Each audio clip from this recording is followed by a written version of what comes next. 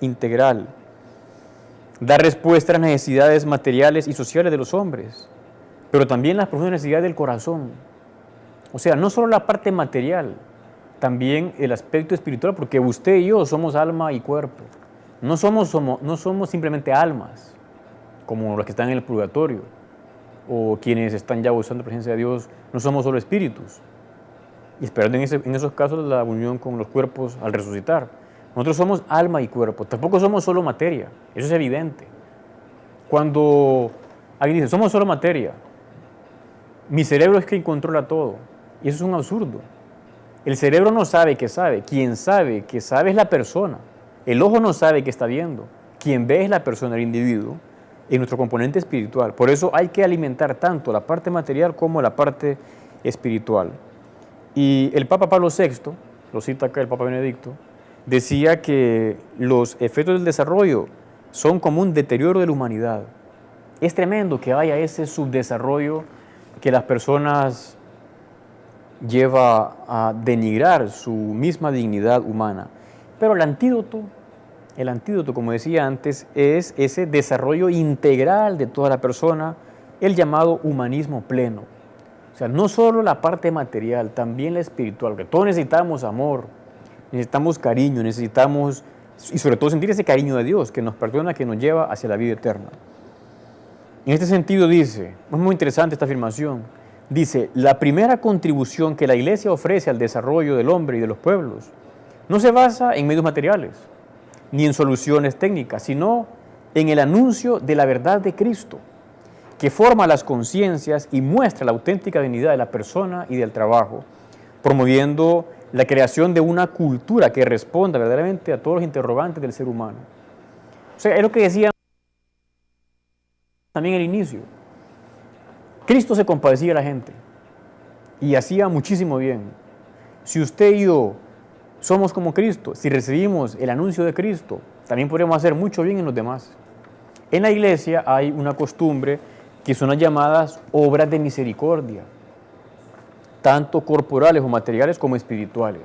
Voy a leerlas para recordarlas, porque nos indican el camino para que se concrete en nosotros el parecernos a Cristo. Obras de misericordia corporales: visitar y cuidar a los enfermos, dar de comer al hambriento, dar de beber al sediento, dar posada al peregrino, vestir al desnudo, redimir al cautivo, enterrar a los muertos. Cada quien tiene que ver cómo hace para vivir estas obras de misericordia u otras también que uno pudiera hacer. No es igual el modo como alguien puede hacerlo, dependerá de cada persona, pero hay que saber que son estas e intentar vivirlas. Y las de misericordia espirituales son también 7. Primero, enseñar al que no sabe, dar buen consejo al que lo necesita, corregir al que yerra, perdonar las injurias, consolar al triste, sufrir con paciencia los defectos del prójimo, rogar a Dios por vivos y difuntos. Es todo un programa muy importante en la parte material y en la parte espiritual, donde uno como cristiano puede así parecerse cada vez más a Jesucristo. Pero sigamos con lo que el Papa dice en este mensaje. Nos recuerda cómo han habido muchos santos que han puesto en práctica ese impulso de Cristo. Y él cita acá a una mujer muy santa que usted y yo seguramente hemos visto, oído, conocemos, que es la Madre Teresa de Calcuta. Ella murió hace ya algunos 10 años más o menos. Y esa mujer, qué gran huella dejó en el mundo. Ella es ahora beata, Madre Teresa de Calcuta, ya está en los altares. Pues ella decía, la primera pobreza de los pueblos es no conocer a Cristo. Es la primera pobreza de los pueblos. Lo decía ella, que estuvo en contacto con la pobreza, con la miseria, sobre todo con los enfermos del SIDA y otras enfermedades. ¿Por qué? Porque el anuncio de Cristo le da a uno impulso para su vida, para hacer el bien que él hacía. Y recuerda el Papa cómo dentro de la historia de la Iglesia han habido hombres y mujeres que, impulsados por el Espíritu Santo, han hecho grandes obras de caridad. Por ejemplo, dice, promover el desarrollo de hospitales, universidades. Las primeras del planeta fueron fundadas por la Iglesia Católica, universidades. Salamanca, Oxford, Cambridge, París, Bolonia. escuelas de formación profesional, pequeñas empresas. Dice. Son iniciativas que han demostrado, mucho antes que otras actuaciones de la sociedad civil, la sincera preocupación hacia el hombre por parte de personas movidas por el mensaje evangélico. O sea, los santos han sido personas que, porque se han identificado con Cristo, han hecho todo este bien. Usted y yo también debemos ser así, ir por este camino de parecernos a Cristo y hacer todo el bien que podamos, a pequeña escala o a gran escala. Uno puede preguntarse, bueno, ¿yo esto cómo lo estoy concretando? ¿Cómo puedo yo ayudar más? No solo es dar un poco de limosna, hay que darse uno mismo, parte de su tiempo, colaborando en la parroquia o como el sacerdote que uno frecuenta quizás, o ayudando a nivel del Estado o del gobierno a promover valores sociales, a que haya menos pobreza.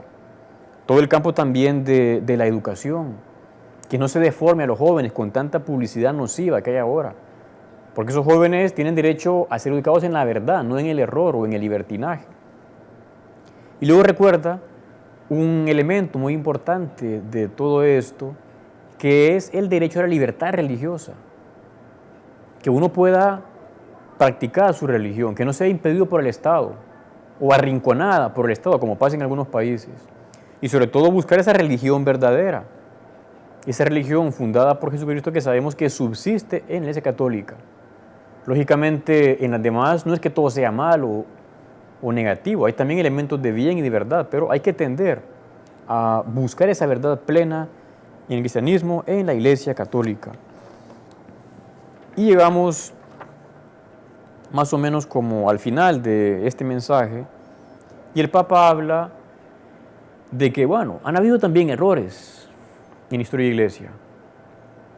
A veces nos ayuda a enfocar bien los problemas o cómo responderlos, pero generalmente no ha sido por mala intención, sino pues un error que hubo. Y a veces se había olvidado la importancia del elemento espiritual. Dice, con frecuencia, ante problemas graves, han pensado que primero se debía mejorar la tierra y después pensar en el cielo. La tentación de reducir el cristianismo a una mera función social no solo es eso, no solo es un moralismo el cristianismo. La institución del creer por el hacer no solo es hacer, es también creer. Por eso cita Juan Pablo II que decía, la tentación actual es la de reducir el cristianismo a una sabiduría meramente humana, casi como una ciencia del bien vivir. Se intenta ayudar a un hombre a medias, un hombre reducido a la mera dimensión horizontal, sin la trascendencia, sin ese más allá, sin esa salvación traída por Jesucristo. Por eso no queremos nosotros solo como quedarnos en la parte material, también la parte espiritual de la salvación. Y esto nos lleva a un punto muy concreto y fácil, como el Papa dice, que es el sacramento de la reconciliación de la confesión. O sea, Cuaresma es un buen tiempo, estos 40 días de preparación para la Semana Santa, para la Pascua de Cristo, para su resurrección. Son 40 días donde uno debe aprovechar y buscar el sacramento de la confesión. Confesarse los pecados, no tener miedo uno. Porque si no, podría ser como falsa o superficial toda esa penitencia, ese ayuno, esas obras, que abramos nuestra alma que está manchada y que busquemos esa misericordia de Dios en este medio que Él dejó, que es la confesión. Es por tanto, dice el Papa, la Cuaresma, tiempo de ayuno, de penitencia y también de vigilancia sobre nosotros mismos. Que sepamos alejarnos de la tentación, la lucha contra el pecado que no termina nunca. Quería citar a un santo del siglo XII, más o menos, San Bernardo, donde dice, ayunen los ojos de toda mirada curiosa, ayunen los oídos no atendiendo a las palabras vanas y a cuanto no sea necesario para la salud del alma. Ayune la lengua de la difamación y la murmuración, de las palabras vanas inútiles. Ayune la mano de estar ociosa y de todas las obras que no sean mandadas. Pero ayune mucho más el alma misma de los vicios y pecados y de imponer la propia voluntad y juicio. Pues sin este ayuno todos los demás son reprobados por Dios. O sea que uno, sobre todo, viva este ayuno del pecado. Guardar la vista, no tener vicios. Porque así vamos a agradar más a Dios. Será más profundo, más verdadero nuestro espíritu en esta Cuaresma. Y por supuesto, que todo esto desemboque en gestos de caridad hacia el prójimo. Quizá usted ha leído o sabe la reciente primera encíclica del Papa, que se llama Deus Caritas es, Dios es caridad, Dios es amor. Nos invita a amar, o sea, que en la Cuaresma uno también ame a las personas, al que no me cae bien, al que me es antipático, que ofrezca al menos una sonrisa, la sonrisa de alguien que intenta parecerse a Cristo. Tener, como decía, gestos de caridad, de perdón, de comprensión, no andar enojado, saber servir, ayudar. Todo eso va a nosotros a enriquecernos como personas y hacer que la vida sea más agradable a quienes nos rodean. Para terminar, vamos a dirigir, como siempre, nuestra mirada a la Virgen Santa María, ella que es nuestra Madre. El Papa se refiere a la Virgen en este mensaje como el ánfora, como el ánfora nueva que recibió el Espíritu Nuevo, como una vasija. Santa María recibió con una gran alegría, con una gran apertura de alma, ese mensaje de su Hijo. Efectivamente, para ella la palabra de Dios fue una antorcha para toda su vida. También la Virgen se compadecía de las multitudes como Cristo. Que le pidamos a nuestra Madre que esta sea la mejor Cuaresma que hayamos vivido en nuestra vida. Que vayamos al sacramento de la confesión, que hagamos el bien a los demás, que tengamos obras de misericordia, corporales, materiales y también espirituales, que hablemos de Dios a otros con un lenguaje que nos entienda. Y así el mundo va a ser mejor, al menos el mundo que está a nuestro lado. Les invito para que nos vean la siguiente semana en este programa Con la Fe y la Razón, tema de actualidad para jóvenes y adultos. Les saluda el Padre René Grimaldi. Pasen todos un buen día.